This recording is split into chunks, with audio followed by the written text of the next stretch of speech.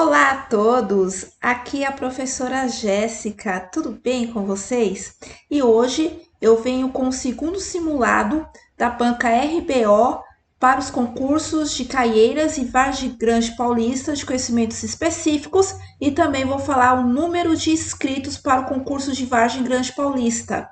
Antes de mais nada, se você é novo ou nova aqui no canal, inscreva-se, deixe o seu like e compartilhe o vídeo para o conhecimento chegar a mais pessoas. Além disso, é claro, se você está se preparando para o concurso de professor de educação básica, tanto de Caieiras, tanto de Vargem Grande Paulista, que a banca é a RBO, eu tenho as minhas apostilas, cada uma R$ 20.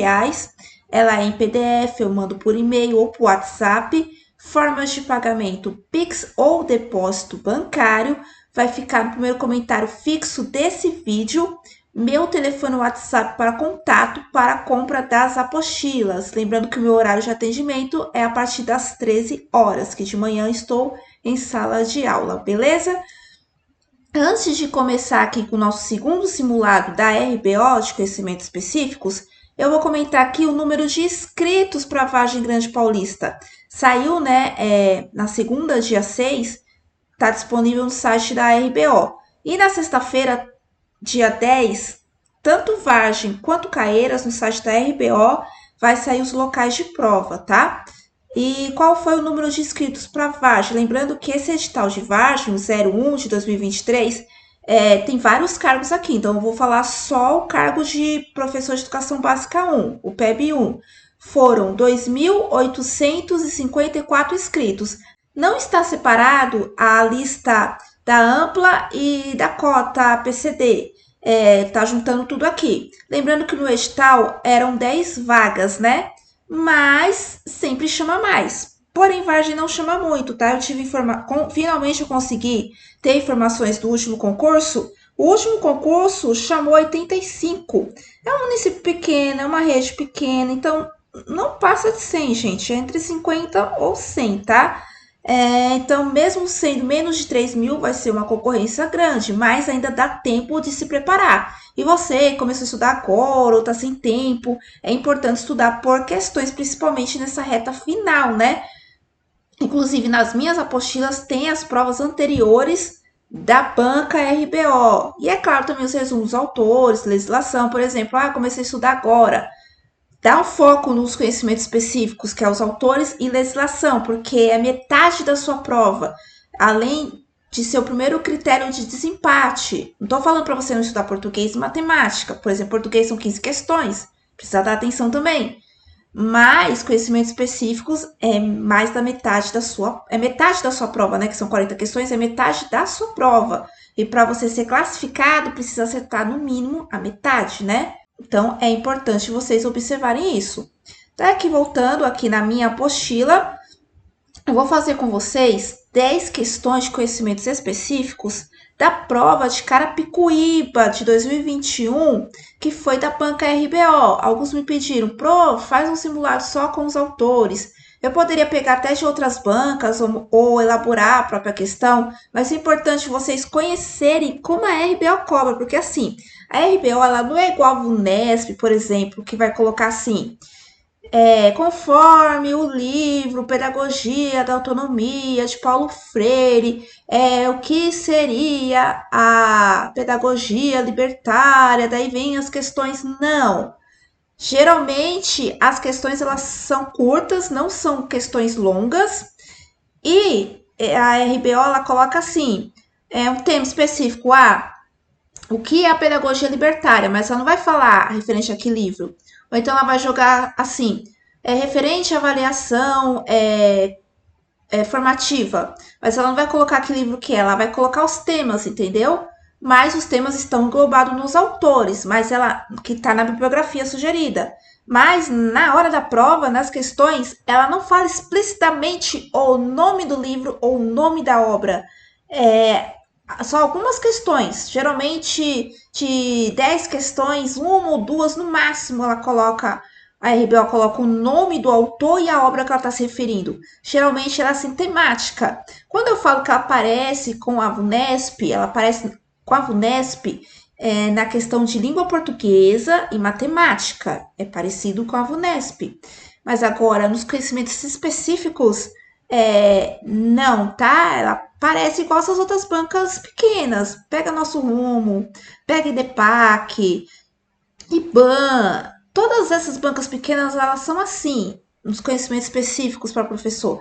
Ela não, a maioria das questões, ela não fala qual o livro e qual é a obra. E geralmente são questões curtinhas, não são grandes, igual da VUNESP ou da FGV, ou então ela não vai fazer igual a FGV. Ah, eu tô falando do livro do Paulo Freire, porém naquele livro ele cita outro autor. Então, monta a questão, pergunta de um autor que está sendo citado no livro de outro autor, entendeu?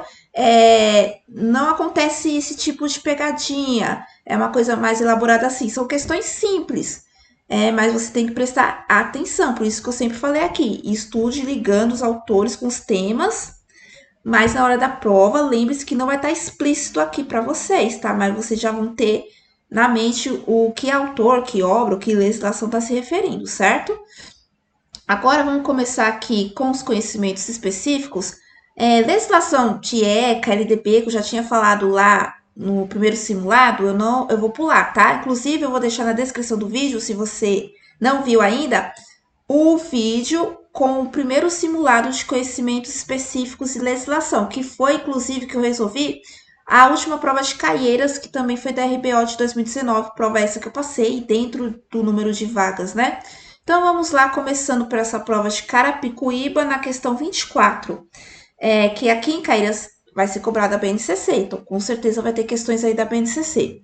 24. Na BNCC, o ensino fundamental está organizado em 5 áreas do conhecimento.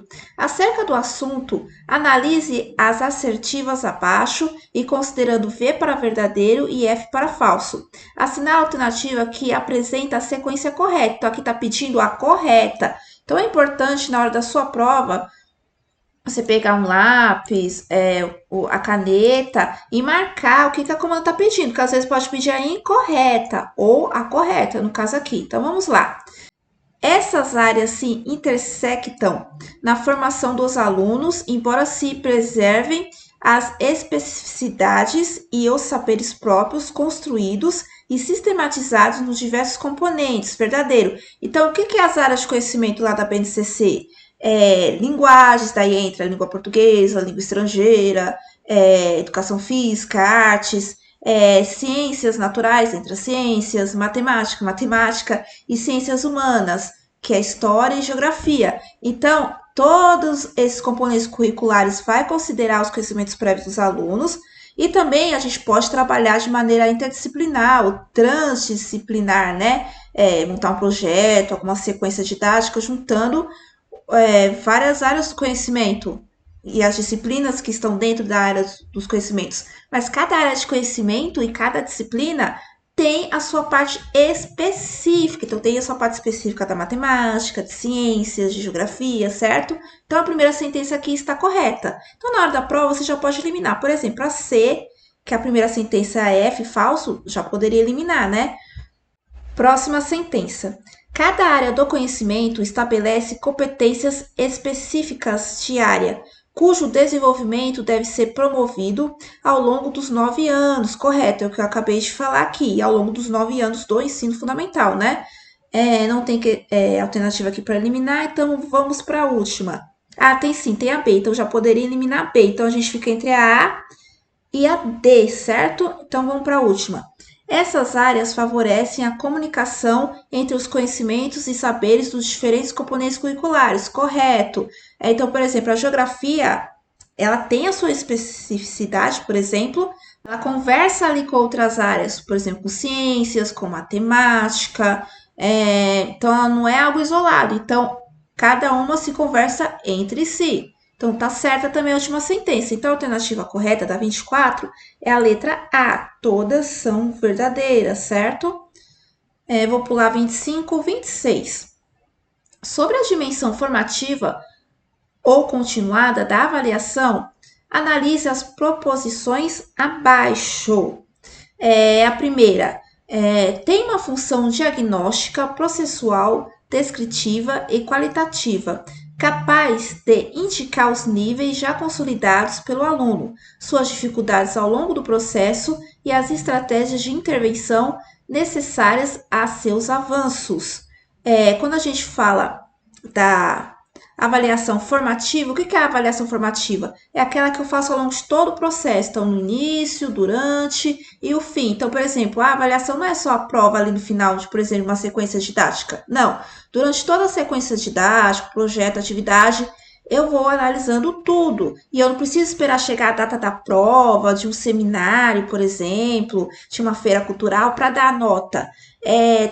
Ou então fazer ajustes. Durante a sequência didática, o projeto, eu vou fazendo ajustes. Opa, tá alguma coisinha errada aqui. Vamos reavaliar? Ou vamos trazer novas estratégias? Não está funcionando isso? Vou fazer de outra forma. Eu não vou deixar por fim. Eu já vou fazendo a recuperação já durante o processo, né? Isso é avaliação formativa ou continuada. Então, a primeira sentença está correta. 2. Envolve sistemas mais abertos de avaliação, a serviço das orientações das aprendizagens dos alunos e não apenas do registro burocrático de seus resultados. É o que eu acabei de falar. Então, a avaliação não pode ser só a prova, não pode ser só o seminário, só o projeto em si. Eu também posso avaliar participação, disciplina, às vezes a criança não está escrevendo tão bem, mas oralmente ela vai bem. Então, cada criança, o estudante, né, ele contribui de alguma forma. Ele não é totalmente leigo, totalmente em déficit. Alguma coisa ele tem ali para contribuir ali avançado. Então, é isso que a gente vai avaliar também.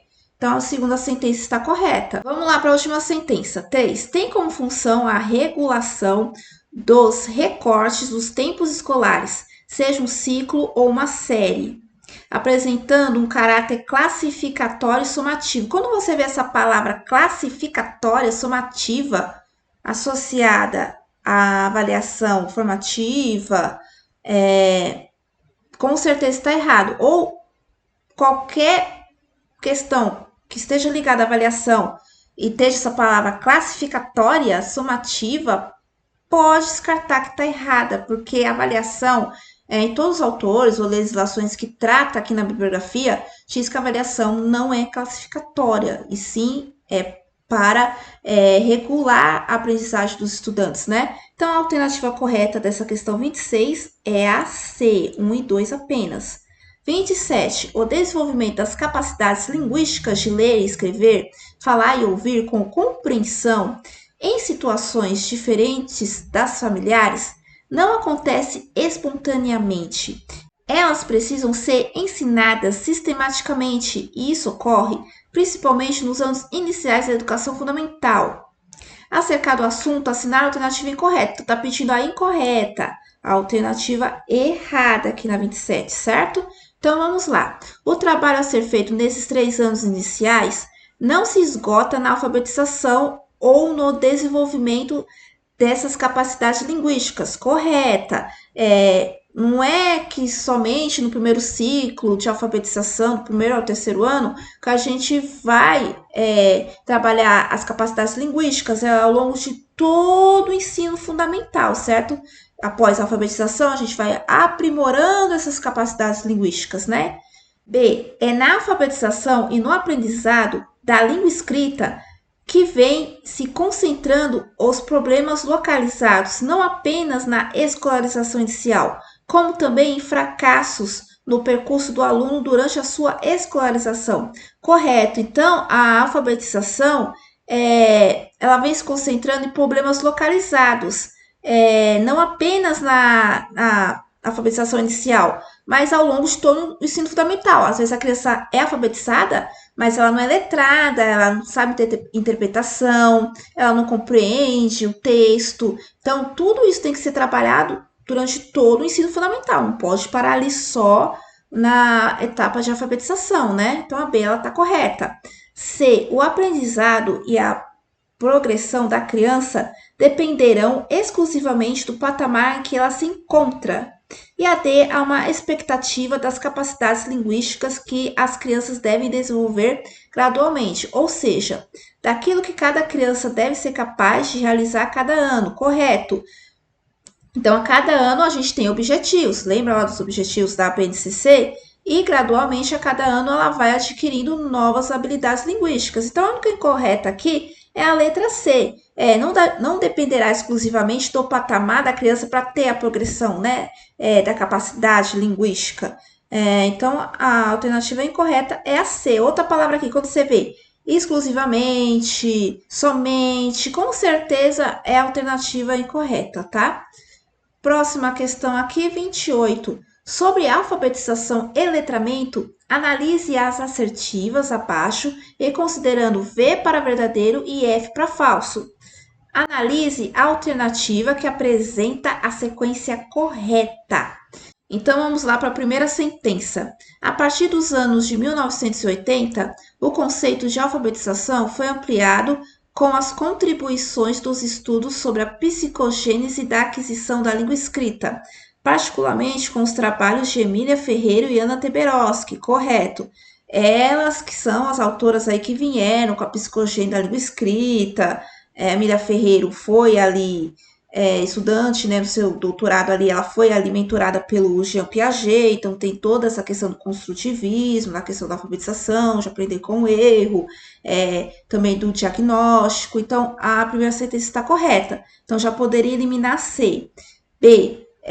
No letramento, o aprendizado do sistema de escrita se reduz ao domínio de correspondências entre grafemas e fonemas, a decodificação e a codificação. E o letramento não é isso. Decodificação e codificação é a alfabetização e não o letramento. O letramento é a compreensão e a interpretação e o uso social, né, da alfabético. Então, essa é a falsa. Então, já poderia eliminar D, né? Então, vamos para a última. Na segunda metade dos anos de 1980, a palavra letramento surge no discurso de especialistas das ciências linguísticas e da educação, com uma tradução da palavra da língua inglesa literacy. Sua tradução se faz na busca de ampliar o conceito de alfabetização, chamando a atenção não apenas para o domínio da tecnologia de ler e do escrever, mas também para os usos dessas habilidades em práticas sociais, em que escrever e ler são necessários. Correto, isso é o letramento, é a prática social. Às vezes, por exemplo, a pessoa não sabe ler, mas ela sabe dar troco, ela sabe fazer vendas. O pedreiro pode ser analfabeto, mas ele constrói uma casa melhor que um engenheiro. Ou então, por exemplo, a pessoa consegue pegar um ônibus sem ler. Isso é letramento, porque ela tem ali o uso social dela. Então, isso é o letramento. E decodificação e codificação é a alfabetização. Então, a alternativa correta é a alternativa A. Verdadeiro, falso e verdadeiro, certo? Agora, vamos para a questão de número 29.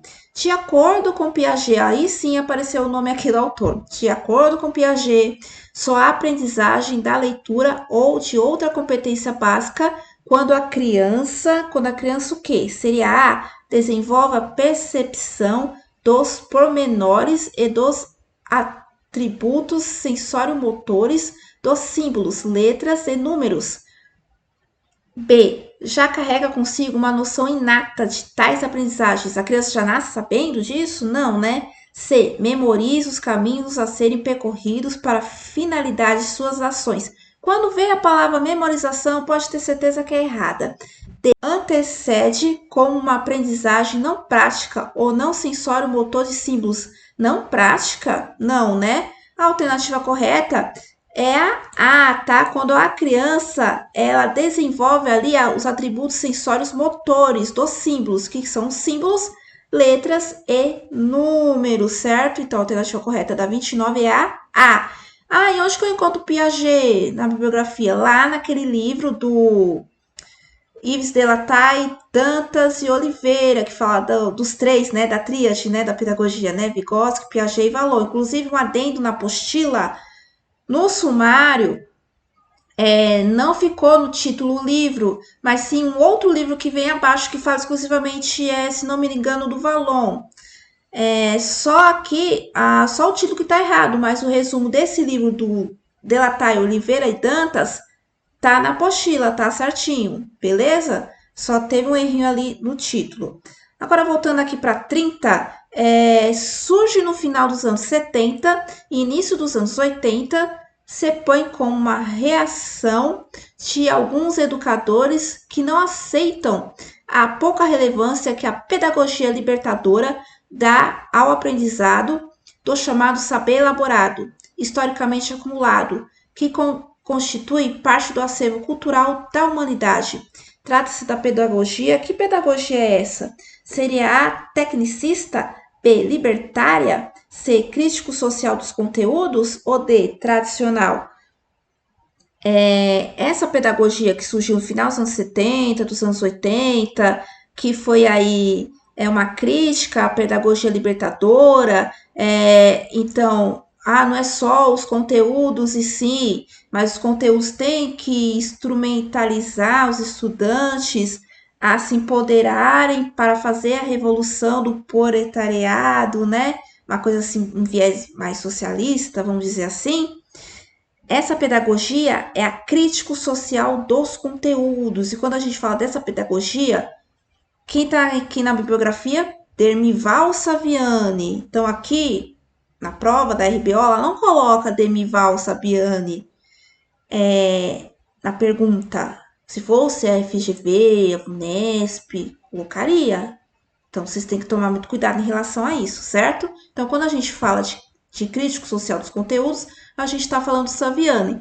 Qual das alternativas, o que está falando que é uma crítica aos conteúdos? É a C, né? Crítica social dos conteúdos, que é a alternativa correta, beleza? Questão de número 31. No que se refere ao planejamento, assinar a alternativa incorreta. Então, está pedindo a incorreta.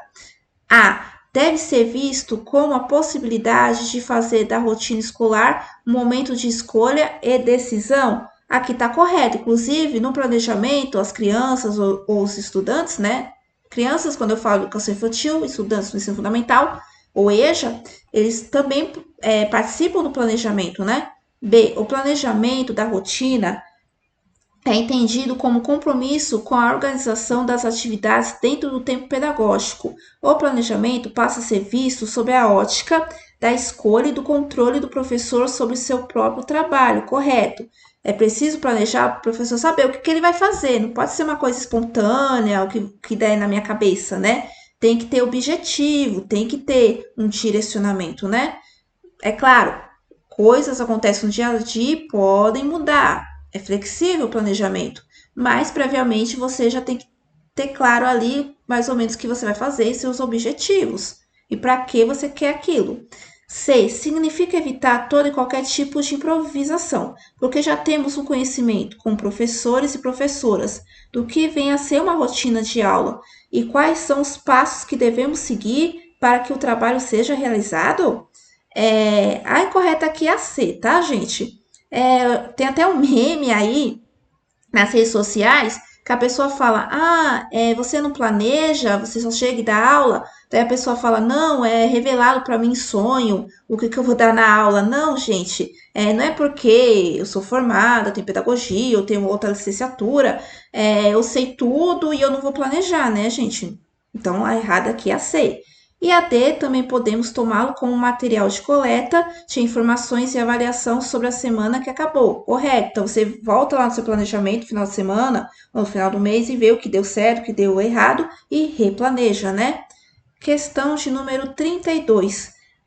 Escrever envolve trabalho conectivo ou mental, raciocínio e planejamento, mas o ato de escrever é também uma atividade motora, seja traçando letras na superfície de um papel, seja digitando no teclado de computador. As atividades motoras precisam ser aprendidas e, na maioria das vezes, treinadas. Acerca do assunto, analise as proposições abaixo.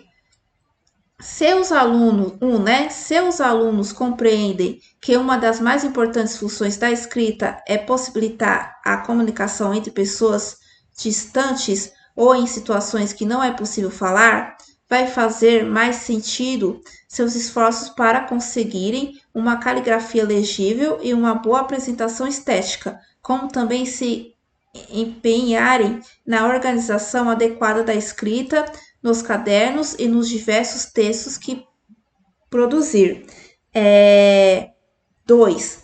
Para escrever rapidamente de modo legível, há técnicas específicas para isso, que envolvem um modo adequado de segurar no lápis ou na caneta em movimentos específicos para grafar letras e estabelecer ligações entre elas. Para desenvolver essas técnicas, precisamos de um período especialmente destinado ao trabalho com a psicomotricidade.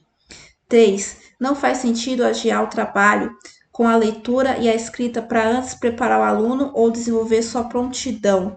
É correto que se afirma em. Então, quando a gente fala aqui da questão da escrita do traçado, a 1 está correto, então a criança ela tem que perceber que as letras, tanto faz a cursiva ou bastão, tem o seu traçado, precisa escrever de modo legível, senão não vai ser compreendido, né? A2 para escrever rapidamente, precisa de técnicas específicas. Não existe uma técnica específica para escrever rapidamente. Não precisa também escrever rapidamente. Cada um tem o seu tempo, tem a sua coordenação motora. Então, a 2 ela é descapível, tá? E a 3 não faz sentido adiar o trabalho com a leitura e a escrita para antes preparar o aluno ou desenvolver sua prontidão? Isso mesmo. Então eu não vou trabalhar a alfabetização, a leitura, porque a criança não está pronta? Nada a ver. Por exemplo, na própria educação infantil, a gente já trabalha com a leitura, por exemplo. Claro, não vai alfabetizar, mas o uso da leitura social, apresentar os livros, gêneros textuais, né? E mesmo se a criança chegar no ensino fundamental e ela não passou pela educação infantil, eu não vou deixar de alfabetizar ela por causa disso. Vou fazer isso sequencialmente. A criança não precisa estar pronta, eu só vou esperar ela estar pronta, não existe isso. Então, a alternativa correta é a B, tá? 1 e 3 apenas, certo? Questão de número 33. Acerca das obras e conceitos dos principais pensadores da educação, analise as dissertativas abaixo e considerando V para verdadeiro e F para falso. Assinar a alternativa que apresenta a sequência correta. Olha o livro aqui do Yves de Latare, Oliveira e Dantas. Mas aqui na alternativa não está falando que livro e que autores que são, né? Então vamos lá. A primeira sentença. A obra de Vallon é um dos melhores meios de estudo e de análise para compreender o desenvolvimento da biopsicossocial da criança. Correta, tá? O Vallon, né, na obra dele, ele fala da questão tanto física, né, motora, como também afetiva, a questão da afetividade na aprendizagem e desenvolvimento infantil, né? A segunda aqui, Vygotsky aponta como objetivo atingir, ao contrário de Vallon e Piaget, a lei geral do pensamento, considerando a inteligência como uma forma superior da adaptação biológica? Não. O que o Vygotsky fala? Que é a partir das interações sociais que a criança, né, ela aprende, que ela se desenvolve, ela vai além da questão biológica. Então, essa aqui tá falsa. Vamos para a terceira sentença. A obra de Piaget é um esforço sistemático para elaborar uma teoria geral da inteligência, onde a lógica da vida e do pensamento não se relacionam. Lógico que não. Piaget fala que a criança aprende por meio da sua interação com o meio e o objeto. Então, não faz sentido essa terceira aqui, ela está falsa. Vamos para a quarta sentença aqui. Em termos de aprendizagem, Piaget entende que só se verificará quando, face a uma nova situação, a criança se transforma, mas para isso tem também de evocar funções de inteligência já estabelecidas e adaptadas. Correto. Então, a criança ela sabe e ela precisa ser provocada para aquilo que ela já sabe entrar em crise. Então, opa, não é bem isso, ou tenho novas informações. Isso é elevar a inteligência da criança, os desafios. Então, a quarta aqui está correta. E a última, para Vallon e Vygotsky, a criança é um ser social, né? por natureza e desenvolve-se a partir de emoções e de uma simbiose efetiva que estabelece com os adultos que mediatizam, correto? O Valon vai falar de afetividade e Vygotsky de socialização, mas está aí na mesma coisa. Então, a alternativa correta é a D. Verdadeira, falsa, falsa, verdadeira e verdadeira, certo? Agora vamos para a última questão aqui, que é a de número 35. Várias atividades proporcionam que o aluno desenvolva atitudes de buscar validar suas construções, um conteúdo atitudinal importante para o desenvolvimento do conhecimento matemático. Acerca do assunto, assinar as preposições abaixo. 1. O abaco é muito empregado para auxiliar a criança a perceber concretamente os agrupamentos que se realizam quando operamos com o sistema decimal de numeração. Correto, a gente usa o abaco para a criança se apropriar do sistema decimal, né? 2. Utiliza-se muito material dourado para trabalhar com o aluno a troca de dezenas por unidades ou de centenas por dezenas. Esse uso o ajuda a perceber mais facilmente os agrupamentos e as trocas próprias das numerações com os números dos sistemas de numeração decimal. Correto, porque com o material dourado, os quadradinhos, né, a criança pode manipular essas variações decimais numéricas, né, numérico, dezena, centena, milhar, né. 3. Os jogos podem auxiliar o aluno, com a ajuda do professor, a construir conhecimento matemático em grupo, entender e discutir as regras de ação e negociar ideias e decisões, além de desenvolver comunicações matemáticas e validá-las. Também está correto. O jogo proporciona tudo isso. Então, a alternativa correta é a D. 1, 2 e 3 estão corretas, certo? Lembrando que essa prova de Carapicuíba está na minha apostila. A bibliografia de Carapicuíba, a maioria dos autores é idêntico tanto a Caieiras, tanto a Vargem Grande Paulista. Tem umas questões aqui de ensino fundamental. Então, tanto Vargem quanto Caieiras, você pode atribuir ensino fundamental. E, geralmente, as provas da RBO, eles cobram mais ensino fundamental do que educação infantil. Mas, é claro, estuda também as partes de educação infantil, que uma ou outra questão pode cair também, beleza? Deixa aqui nos comentários do vídeo se você achou fácil ou difícil, quantas questões vocês acertaram, beleza? Bom, espero ter ajudado. Até a próxima. Tchau!